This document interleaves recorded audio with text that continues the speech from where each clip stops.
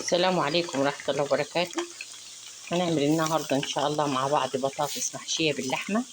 بنقورها البطاطس زي ما انتوا شايفين كده، وحطينا زيت وبنشوحها في الزيت شوية.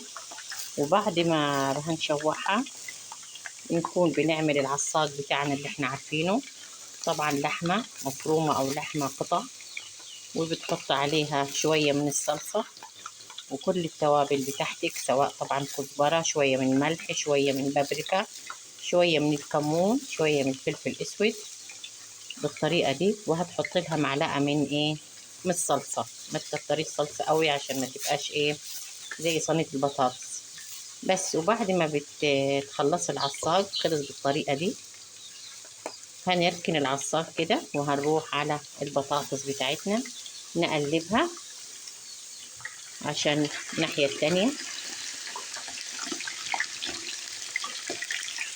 خليها تحمر بس مش قوي يعني معاكي.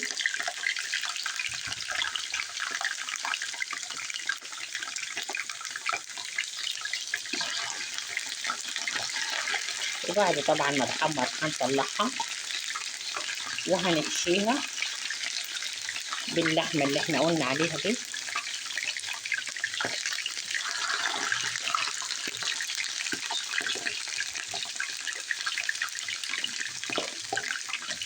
بعد طبعا ما هنحشيها هنرصها في الصينية ونحط لها شوية معانا من الشوربة ومعلقتين من الصلصة وهنضيفها عليهم.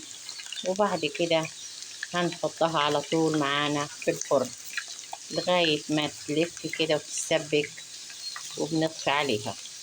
ادي صينية البطاطس المحشية، سهلة وبسيطة جدا وهتعجبك جدا جدا، وتغيير في الأكل عن كل يوم نعمل ونعمل فدي طبعا سهلة وبسيطة. تمام.